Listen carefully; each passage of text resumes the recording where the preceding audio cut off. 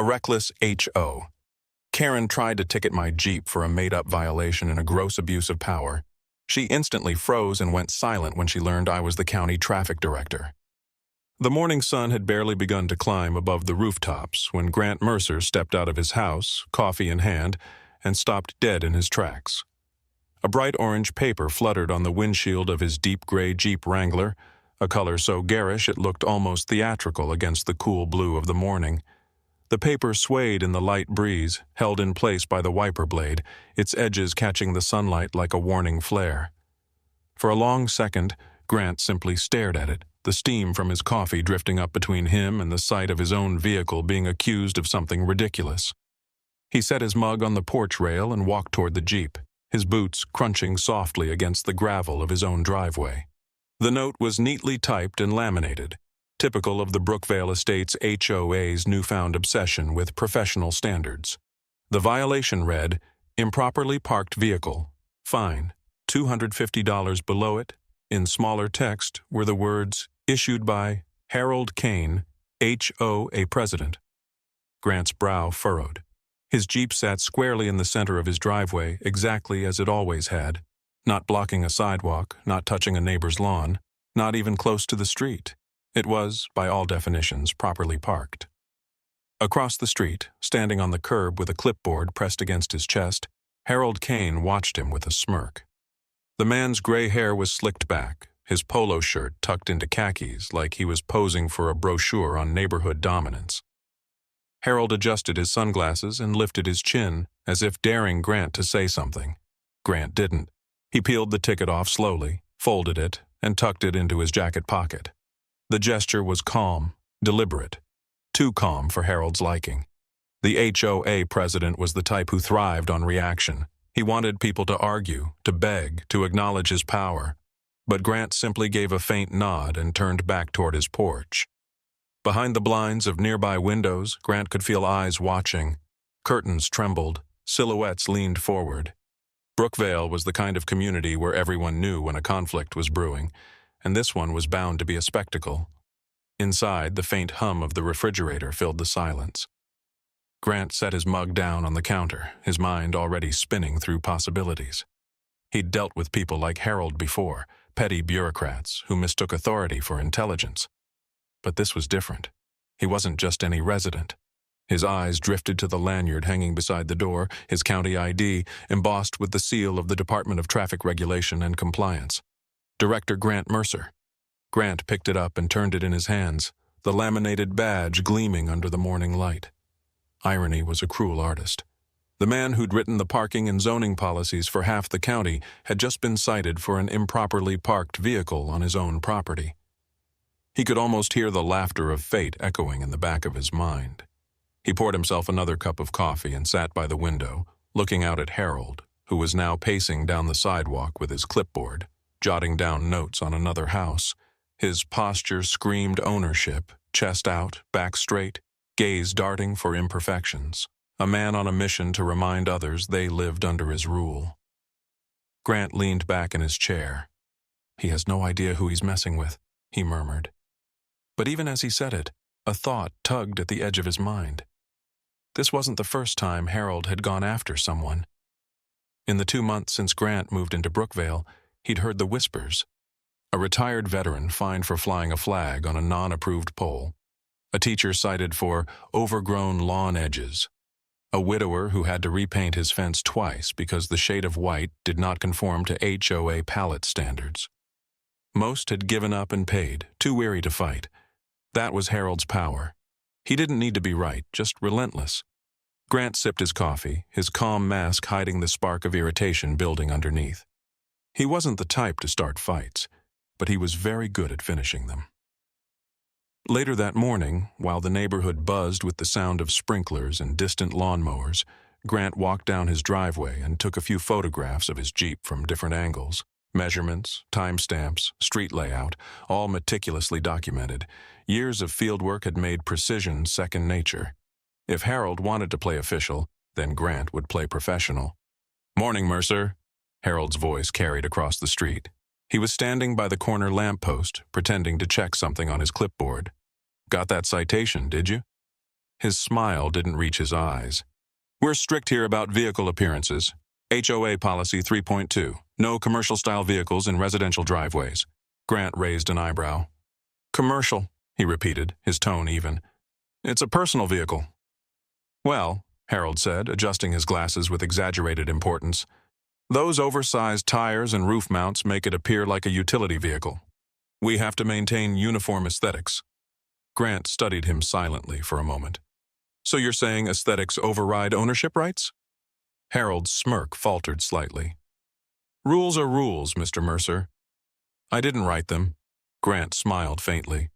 "But you enforce them." Harold blinked, caught off guard by the subtle edge in Grant's voice. Then he recovered with a short, dismissive laugh. "If you have any complaints, you're free to submit them to the board.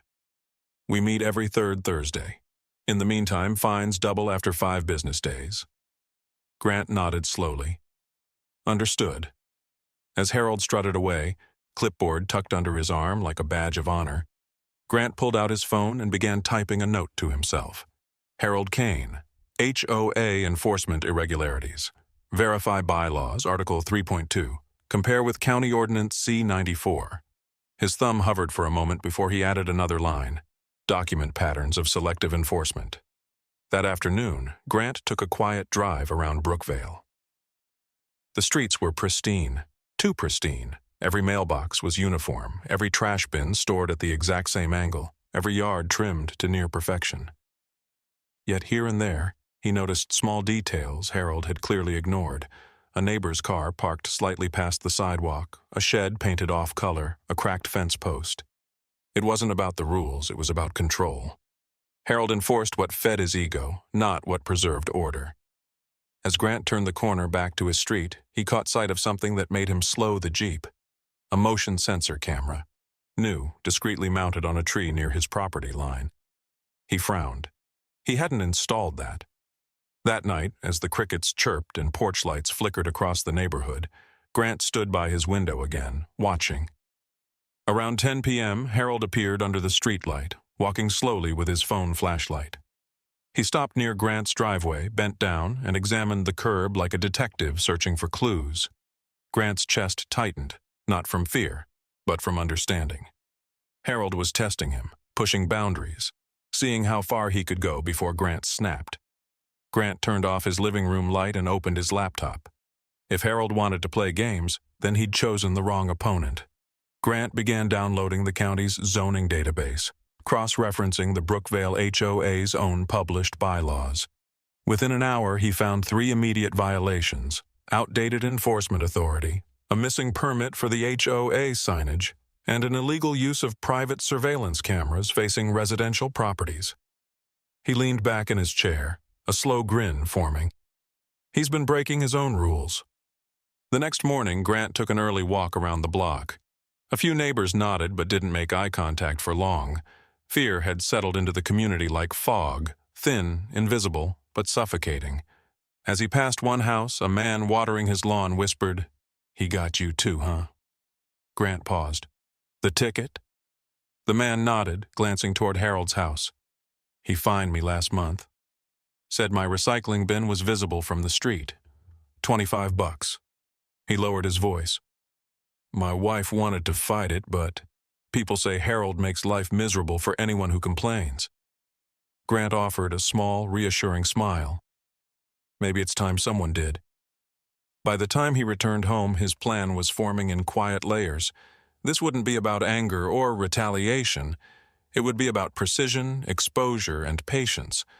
Harold had built his authority on fear and ignorance, but Grant dealt in facts, law, and consequences. That evening, Grant sat once more at his desk, his county badge glinting faintly under the lamp. He pulled the ticket from his pocket, unfolded it, and read it again. The words, "improperly parked vehicle," almost made him laugh. He knew exactly how to dismantle Harold's empire, one documented infraction at a time. He placed the ticket neatly in a folder labeled Evidence, HOA Conduct, then closed the drawer. The faint hum of the refrigerator filled the silence again. Outside, Harold's porch light flicked on, his shadow pacing across the front lawn. Grant watched him from behind the blinds, a quiet determination setting in. He wasn't going to shout. He wasn't going to argue. He was going to make Harold's own rules collapse under their weight. Grant's eyes narrowed, the faintest trace of a smile curling on his lips as he whispered to himself, "He has no idea who he's messing with." The next few days in Brookvale Estates felt like a slow tightening of a noose. What had started as a single absurd parking ticket soon turned into something far more invasive. Every morning, Grant would find a new slip of paper tucked under his doormat, pinned to his mailbox, or taped to his front door. The HOA letterhead always gleamed at the top, bold and smug, followed by minor violations. One morning it was fence paint tone inconsistent with neighborhood palette. The next, mailbox design out of compliance with subsection 4.2. Even his grass, trimmed weekly and measured with almost military precision, was declared uneven. At first, Grant ignored it. He'd seen bureaucratic power plays before. But Harold Kane wasn't content with silence. Silence, to him, was defiance. Harold Kane was a man defined by his hunger for control. At 52, he stood with a kind of forced posture, shoulders square, chin up, chest puffed out, as if daring gravity to challenge him.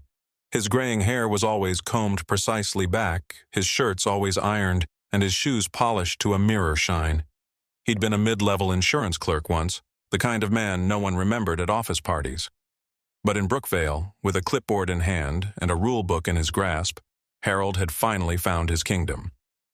He strutted through the neighborhood like a general inspecting his troops, his clipboard clutched tightly as though it granted divine authority.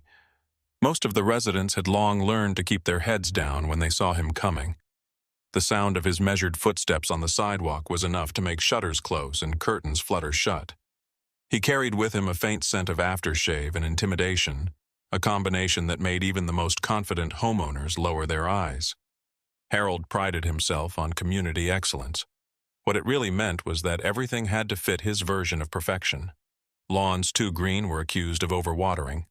Lawns too dry were fined for neglect.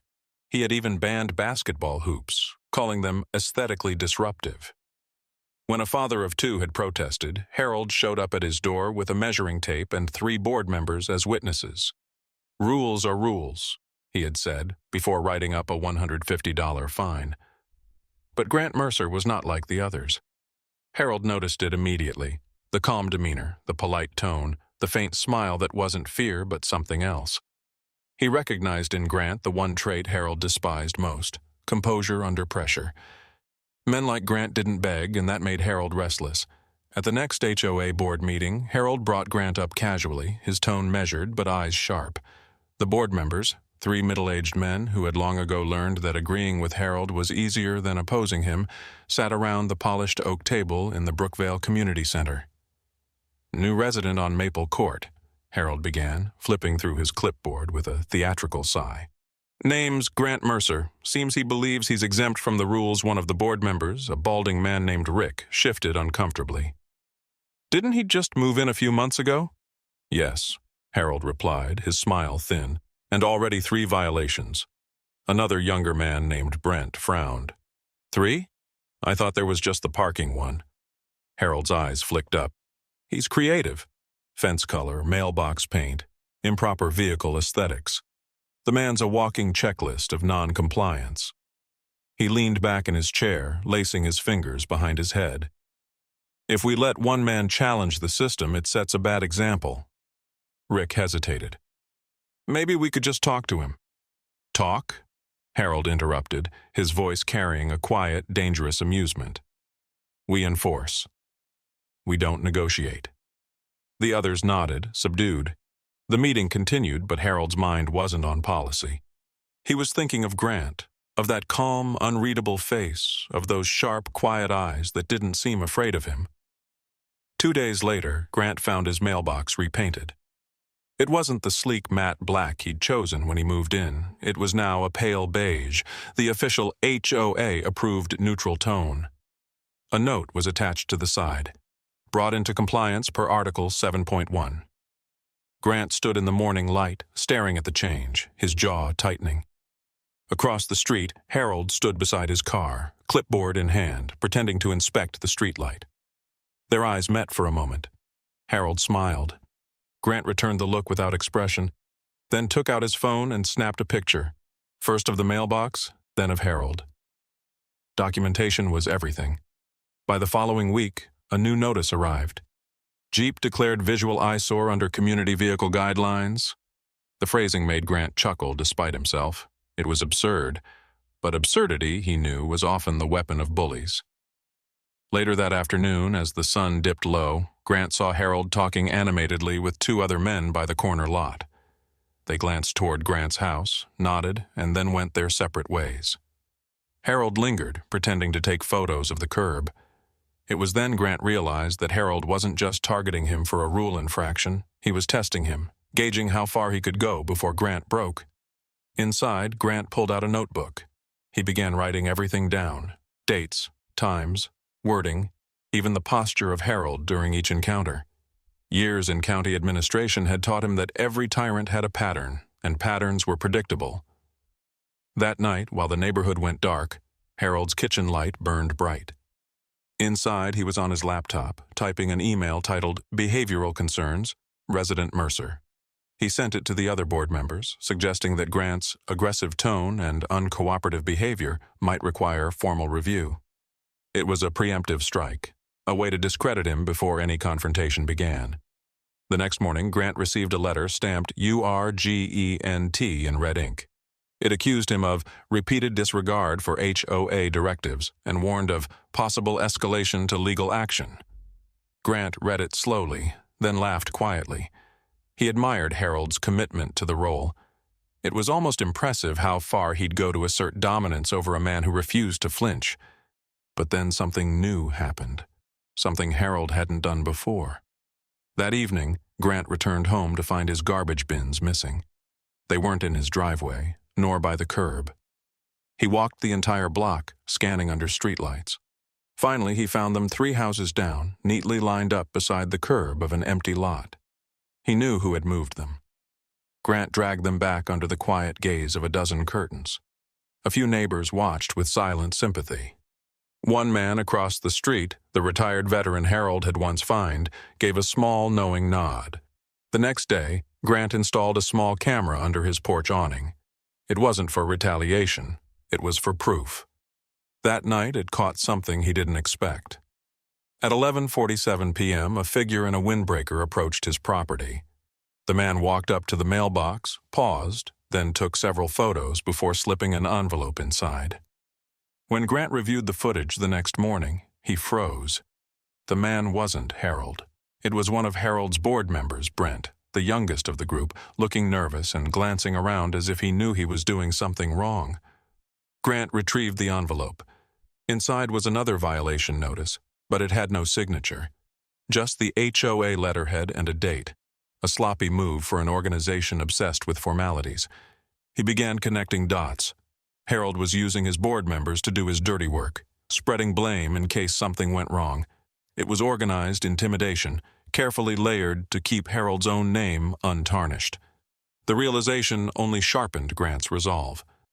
The following weekend, Harold held his signature community walk, a self-congratulatory event where he toured the neighborhood with his clipboard and announced positive examples of compliance.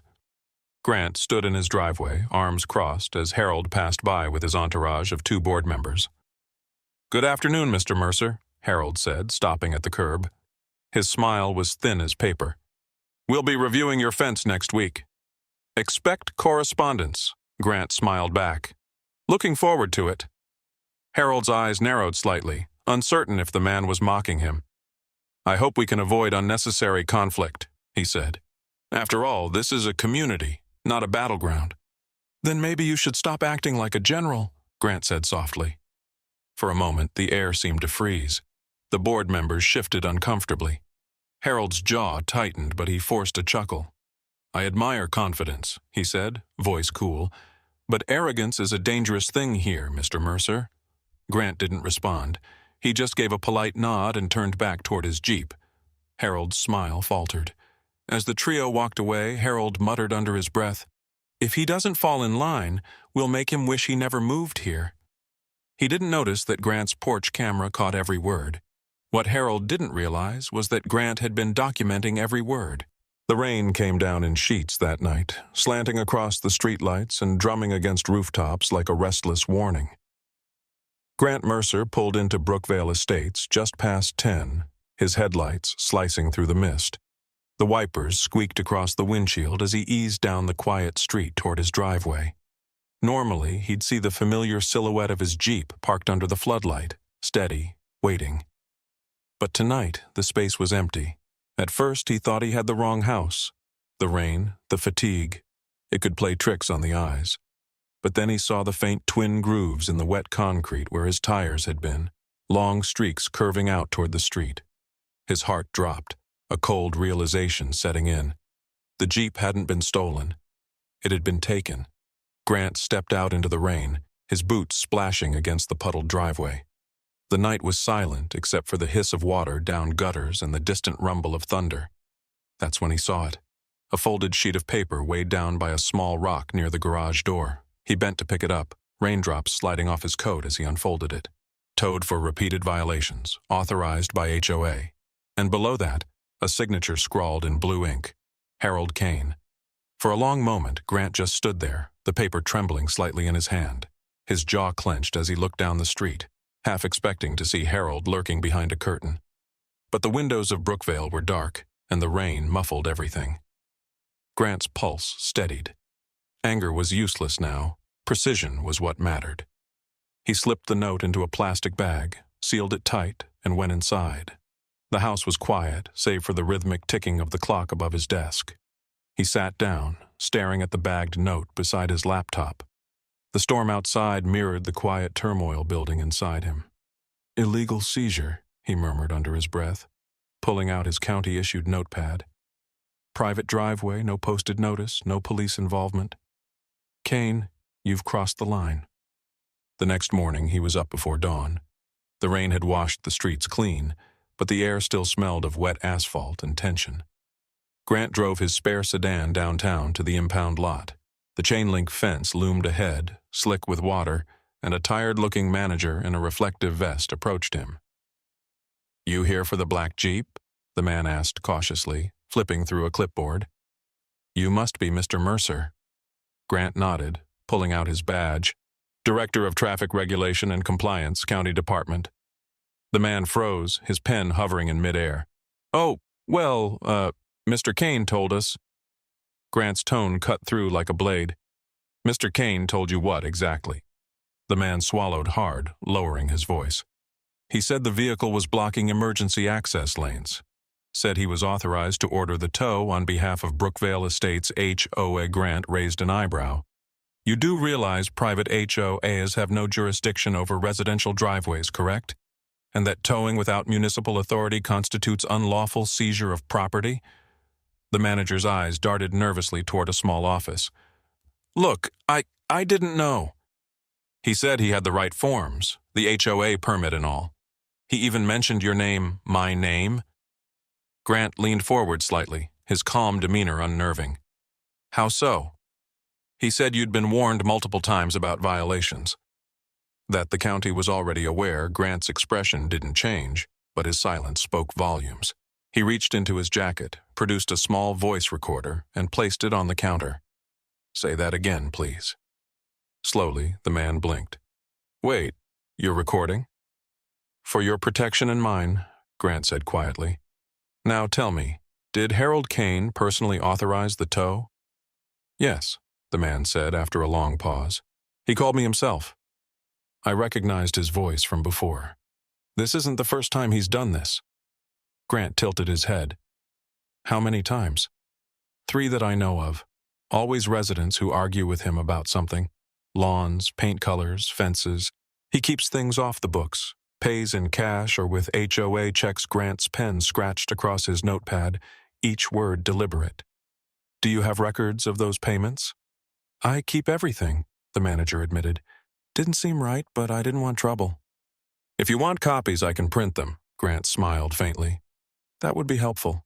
By the time he left the impound lot, Grant had a folder of receipts, call logs, and signed tow requests, all bearing Harold's name. Every document was another thread in the web Kane had woven around Brookvale, and now Grant intended to pull every one of them loose. That afternoon he drove through the neighborhood with new eyes. Every house told a story. Mrs. Caldwell's yard, fined for having overgrown daffodils. The Rosens' shutters, repainted 3 times under threat of penalty. The gentry's son, ticketed for unauthorized driveway basketball. Each family had bowed under the weight of Harold's petty tyranny. Until now. Grant parked, took a slow breath, and stepped out.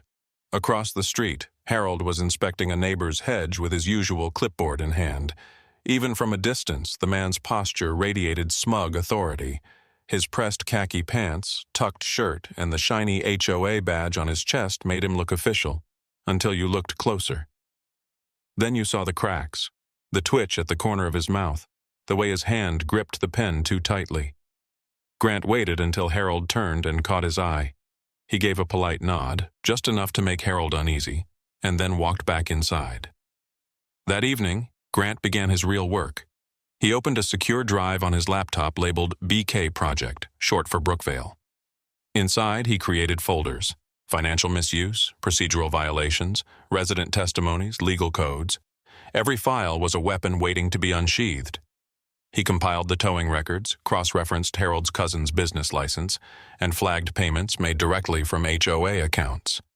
At one point, he paused, listening to the wind rattling the window panes. The storm was coming back. Thunder rumbled again, faint but growing. Grant leaned back in his chair, staring at the reflection of his own face in the dark screen. "You wanted control, Harold," he whispered. "But control leaves fingerprints." Over the next few days, he moved quietly, methodically. He visited residents under the guise of reviewing HOA bylaws for community safety. Most were eager to talk, once they realized he wasn't on Harold's side.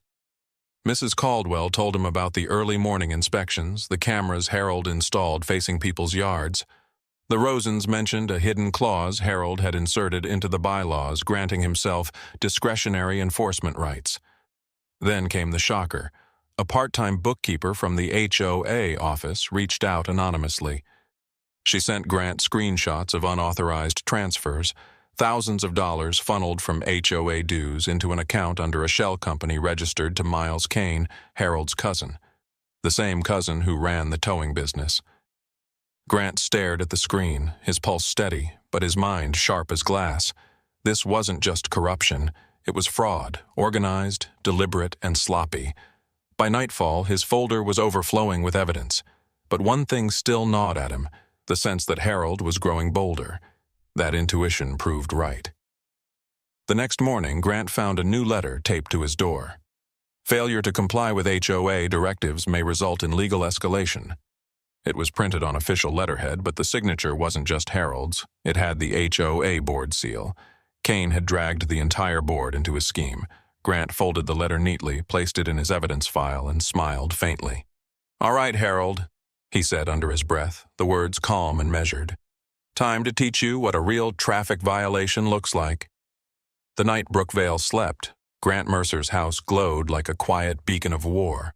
His office, once a modest workspace, had transformed into a command center worthy of a courtroom strategist. On the wall above his desk hung the entire layout of Brookvale Estates. Every cul-de-sac, every drainage lane, every marked no parking zone. But these weren't simple maps. They were evidence boards. Red strings connected Harold Kane's illegal enforcement routes. Yellow tags marked each resident fined without justification. And along the edges, Grant had pinned photographs, faded letters, timestamps, invoices, all connected to one central name circled in thick ink: Harold Kane. Outside, the night wind brushed against the blinds. Inside, the low hum of his computer filled the silence as files loaded across 3 monitors. Grant sat forward, his face half lit by the screen. He was exhausted, but the precision of his movements betrayed no hesitation. Every document he scanned, every statement he archived, built towards something Harold wouldn't see coming. Over the past 2 weeks, Grant had quietly turned Brookvale into an open case study of corruption. He'd analyzed the HOA's entire financial flow: dues collected, fines distributed, reimbursements issued, and transactions labeled as operational adjustments. Buried within were payments to shell companies, Kane Logistics, HM Services, and Brookvale Community Maintenance, LLC, all linked to either Harold or his cousin. The amounts weren't small either. Nearly $42,000 had been drained from community accounts within a year. Grant adjusted his glasses, clicking open another file. Each line of numbers told a story of deceit. Every misused dollar painted a clearer picture of how Harold had built his petty empire, one invoice at a time. But financial evidence wasn't enough. Grant needed visual proof. So he'd installed discrete motion-activated cameras around his property, one near the driveway light, another angled toward his Jeep, and a third hidden in the mailbox post. Within days, they began delivering exactly what he needed. The first clip showed Harold at 11:46 p.m., creeping across Grant's front yard with a flashlight. Rain fell in thin streaks, but Harold didn't care. He bent down, measuring tape stretched across the concrete, muttering to himself. The second clip, recorded a night later, showed him again, this time removing a laminated sign Grant had posted. Private property, HOA has no jurisdiction. Beyond curb line, Harold glanced around before yanking it off, stuffing it into his jacket and walking briskly away. Grant played the footage twice, then leaned back in his chair, a faint smile tugging at the corner of his mouth. Caught red-handed, he whispered. By the end of the second week, his evidence board had grown heavy with proof. Financial misconduct, unauthorized enforcement, property tampering, even falsified minutes from HOA meetings. He knew Harold had crossed more lines than he realized. And then, like a final insult, came the letter. It arrived on a Wednesday morning, crisp and official-looking, sealed with the Brookvale HOA insignia.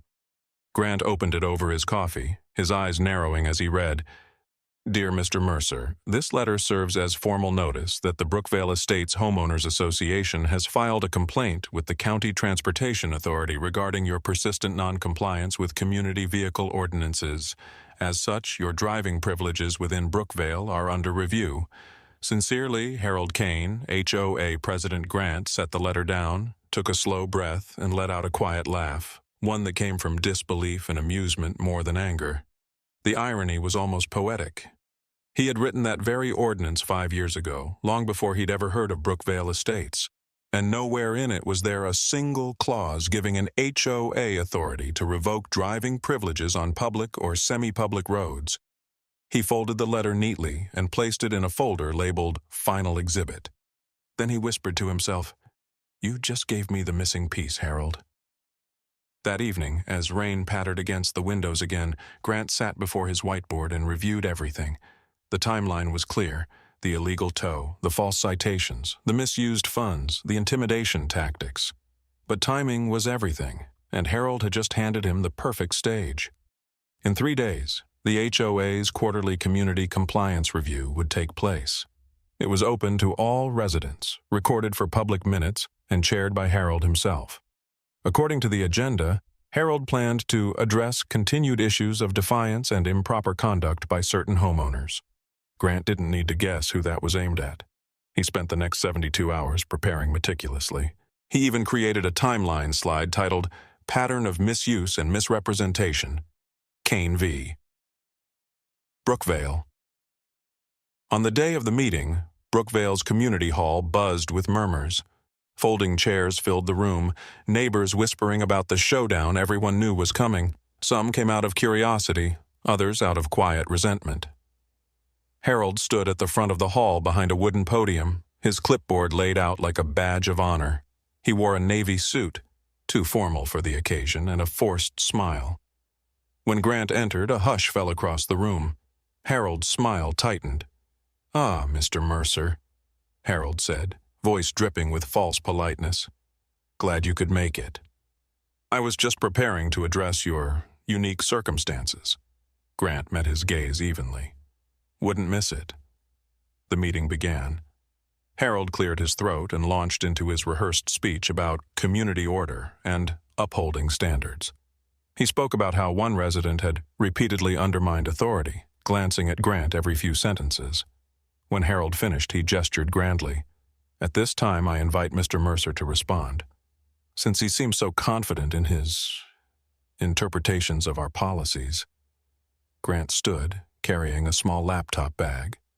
He walked to the front, his steps calm but deliberate. Setting his laptop on the table, he connected it to the projector. The lights dimmed slightly and the screen flickered to life. "Thank you, Mr. Kane," he began evenly.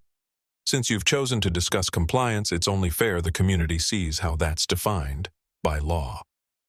The first slide appeared, the county's official traffic code book, bearing Grant's own name as one of its authors.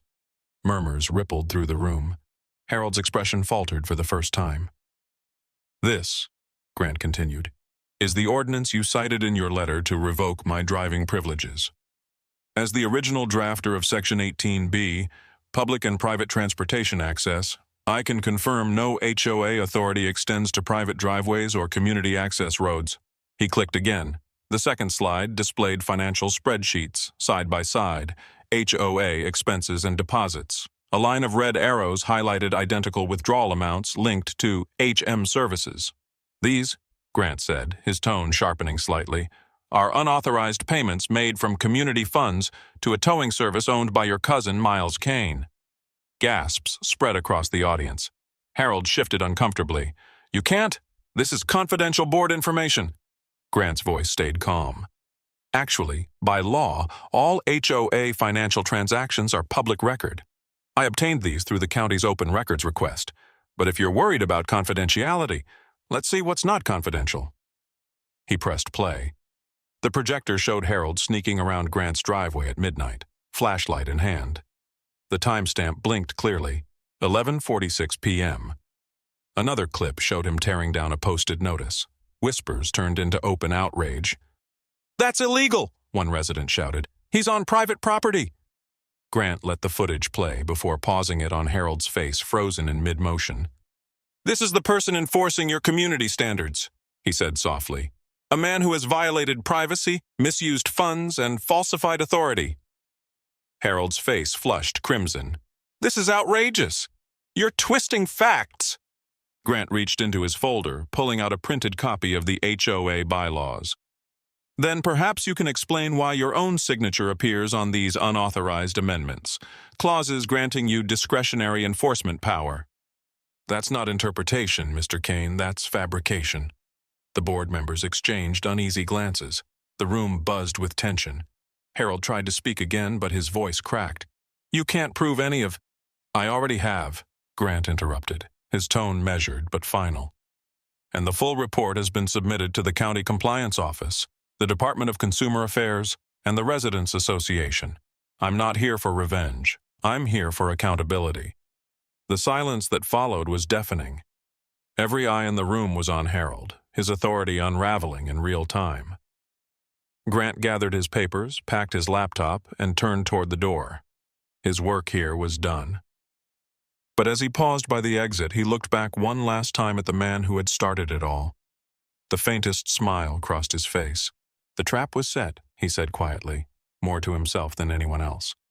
And all it needed was the perfect stage.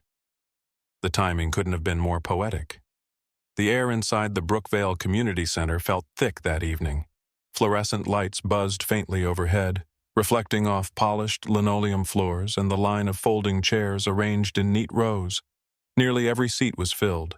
Neighbors, board members, and even a few local reporters who'd caught wind of the Jeep incident. Conversations murmured through the room, low and anxious, like static before a thunderstorm. The quarterly community compliance review was usually dull, filled with landscaping disputes and mailbox complaints. But tonight was different. Everyone knew that Harold Cummings, the longtime HOA president, had finally set his sights on Grant Mercer. Grant sat near the back, calm but watchful. He wore a dark blazer over his usual jeans, a quiet defiance that didn't go unnoticed. On the table beside him sat a small portable projector and a black binder, its edges tabbed and marked with color-coded notes. His hands rested calmly on his lap, but his mind was alive, calculating, recalling, anticipating. Every word he would say tonight had been rehearsed, every exhibit timed, every reaction considered. At the front of the room, Harold was in his element, or at least pretending to be. He adjusted his tie, straightened the papers before him, and tapped his gavel once against the wooden table. "Order, please," he called, his voice carrying the forced confidence of a man trying too hard to sound in control. "Let's proceed to the first and most urgent matter on the agenda, Mr. Grant Mercer's continued violations of the Brookvale Parking and Compliance Code." Whispers swelled like a wave. Some residents glanced toward Grant, others toward Harold. Everyone knew the story. Harold had the Jeep towed, Grant had fought back, and somehow the incident had spread beyond Brookvale. Grant rose from his seat, meeting Harold's eyes briefly. The room quieted as he walked down the aisle, his footsteps echoing against the tile. He stopped at the front, facing both Harold and the crowd. "Mr. Mercer," Harold began, lips curling in a thin smile, "you stand accused of repeated violations, unauthorized vehicle storage, signage in view of common areas, and obstruction of HOA inspection duties. The board will now deliberate fines and potential lion action against your property." The words hung in the air like a verdict. Grant tilted his head slightly, his voice calm and even. "Before you do," he said, "I'd like to present a few exhibits for the record." A ripple went through the room. Harold blinked, thrown off. "This isn't a courtroom, Mr. Mercer," he said with mock patience. "No," Grant agreed, turning on his projector, "but it will feel like one." The lights dimmed as the first image appeared on the wall, a grainy night vision clip. It showed a figure creeping along the sidewalk near Grant's driveway, flashlight in hand, crouching beside a parked Jeep. Then the angle shifted. Another clip, sharper, clearer. The same man, Harold, measuring the distance between the vehicle and the curb, scribbling on a notepad. Gasps broke out across the room. Harold shifted in his chair, face tightening. "This is absurd," he snapped. "Private footage without authorization." Grant cut him off gently. "Taken from my own security cameras," he clarified, "which, as you can see, caught you trespassing at 12:43 a.m. The next slide appeared, another video, this time of Harold removing a no HOA authority notice from Grant's mailbox post. The crowd murmured louder now. One woman whispered, "That's illegal, isn't it?" Another muttered, "He really did that?" Harold's cheeks reddened. "This is being taken out of context." Grant turned toward the audience. "Let's add some context, then." He flipped open his binder, revealing copies of financial statements and inspection reports. Over the past 9 months, this HOA has issued 37 parking violation fines totaling over $18,000. Most were paid directly to Operational Reimbursement Holdings, a company registered to Harold Cummings' cousin, Dennis Cummings. He clicked again. A spreadsheet appeared, rows of transactions highlighted in red, dates, amounts, and recipient accounts. Every number aligned perfectly. "Now, according to HOA bylaws," Grant continued, voice steady but firm, "no board member can financially benefit from enforcement actions. But these payments were labeled as tow reimbursements for tows authorized by Harold himself." The silence that followed was electric. People leaned forward, squinting at the screen, whispering to each other. A man near the front stood up. "Are you saying he's been pocketing our dues?" "I'm saying," Grant replied, meeting his gaze, "that thousands of your dollars were funneled into a shell company that exists solely to move money. And there's more." He played the next clip, a phone call recording, clean and crisp. Harold's voice came through unmistakably. "Just take the car, Dennis. Say it's blocking access." He'll learn. Harold lunged forward, slamming his hand on the table. "This is entrapment!" "You can't record private conversations." "Actually," Grant said coolly, "the recording was made by a third party, your cousin, who's been cooperating with investigators since last week." Gasps erupted again, louder this time. Cameras flashed as a few residents began filming on their phones. The once composed president was unraveling, his hands trembling slightly as he tried to gather his papers. "You," Harold began, but his voice faltered. Grant faced him fully now. "Under County Code 18.14, he said slowly, each word precise. "Unauthorized vehicle towing from private driveways is a criminal offense. I know because I wrote it." The line landed like a hammer. The entire room froze. Even the faint buzz of the lights seemed to pause. For a moment, no one spoke. Then came the murmurs, sharp, incredulous, rising like a storm. People turned their phones toward Harold, recording, whispering, accusing. The other board members shifted uncomfortably, glancing at each other with wide eyes. Grant's expression didn't change. He wasn't gloating, just resolute. This wasn't revenge. It was justice. One of the board members, a nervous woman named Carol, finally spoke up. "Mr. Cummings, is any of this true?" Harold's jaw worked as if trying to form words, but none came. Sweat glistened on his temple. His once slick confidence had drained away. These are fabrications," he stammered. "Doctored videos, falsified records. I'll have my lawyer—" "You'll have more than that," came a new voice from the back. Everyone turned as two uniformed sheriff's deputies entered the hall, their badges catching the light. One held a folder, the other carried a warrant. The sound of their boots echoed in the stunned silence. "Harold Cummings," the deputy said, voice firm but calm. "We have a warrant for your arrest on suspicion of fraud, falsification of public records, and misuse of HOA funds." The color drained from Harold's face. He tried to stand, but his legs seemed to fail him. "This is a mistake," he sputtered, backing away as the deputies approached. "You can't just—" But they could, and they did. The crowd erupted, some in shock, others in relief. A few clapped quietly, while others recorded the entire scene, ensuring it would spread beyond the confines of the community center. Grant stepped back, letting the officers do their job. He gathered his binder and turned off the projector. For a moment he looked around the hall, at the faces of his neighbors, the people who had once looked at him with suspicion and now with awe. Carol, still shaken, leaned toward him. "You knew this would happen, didn't you?" she whispered. Grant's expression softened, just slightly. "I knew it had to," he said. Outside, the night was cool and quiet. As Harold was led to a patrol car, cameras from local news crews captured every moment. Reporters shouted questions, residents pointed, and the truth, finally, was no longer buried under paperwork and lies. Inside the hall, the board table stood empty, papers scattered, Harold's gavel lying sideways on the floor, the symbol of his control, fallen and forgotten. And as the crowd slowly dispersed, Grant lingered near the exit for a moment, watching the flashing lights fade down the street. His work wasn't over, not yet. But tonight, for the first time, the scales had begun to balance. The next step would require precision, timing, and something more dangerous than any ordinance or lawsuit, exposure. But that was for another night. For now, the truth had finally spoken for itself. Under County Code 18.14, unauthorized vehicle towing from private driveways is a criminal offense. "I know," he added, pausing for effect, "because I wrote it." Silence filled the room, followed by murmurs and then outrage. The board members backed away from Harold as residents filmed everything. Harold stammered, his composure collapsing.